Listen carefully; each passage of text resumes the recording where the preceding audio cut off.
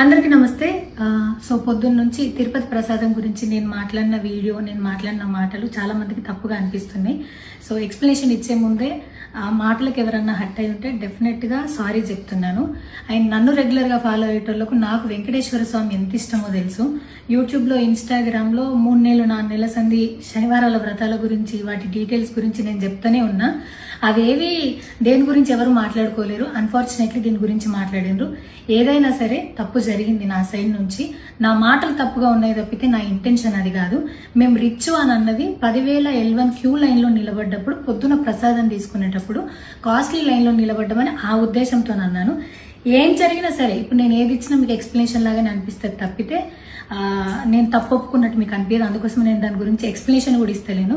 తప్పైతే నా సైడ్ నుంచి జరిగింది అండ్ నా తమ్ముడు సోను తరపు నుంచి కూడా జరిగింది.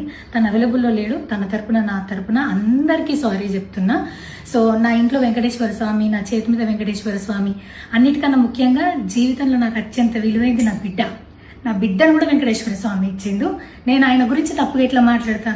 అస్సలు ఆయన గురించి తప్పుగా మాట్లాడా. ఆయన గురించే కాదు, నన్ను రెగ్యులర్గా ఫాలో అయ్యేటోళ్లకు నేను అన్ని మతాల దేవులను మొక్కుతా, అందరి దేవులను మొక్కుతా. అందులో వెంకటేశ్వర స్వామి నా జీవితాన్ని మార్చిండు. ఈ రోజు నేను అనుభవించే ఏది కూడా ఆయన దయలేకపోతే కాదు. అట్లాంటిది ఆయన గురించి నేను ఎందుకు మాట్లాడతా?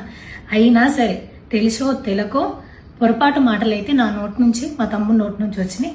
దానికి డెఫినెట్గా సారీ అడుగుతున్నా.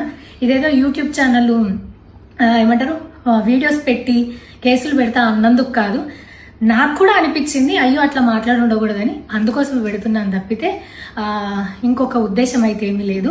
నేను మళ్ళొకసారి టీటీడీ మెంబర్స్కి అండ్ నా మాటల వల్ల హర్ట్ అయిన ప్రతి ఒక్కరికి నేను నా తరపు నుంచి సారీ చెప్తున్నా. అండ్ ఇంకోసారి మళ్ళీ ఎప్పుడు రిపీట్ చేయను. సో నా సారీని యాక్సెప్ట్ చేయండి. నన్ను రెగ్యులర్గా ఫాలో అయ్యేటోళ్లకు నాకు వెంకటేశ్వర స్వామి అంటే ఎంత ఇష్టమో తెలుసు కాబట్టి వాళ్ళందరూ నన్ను నమ్ముతున్నారని కోరుకుంటున్నా. మళ్ళొకసారి ఎక్స్ప్లెనేషన్ కాదు, సారీ చెప్పినంత మాత్రాన తప్పు ఒప్పైపోతుందని కూడా కాదు.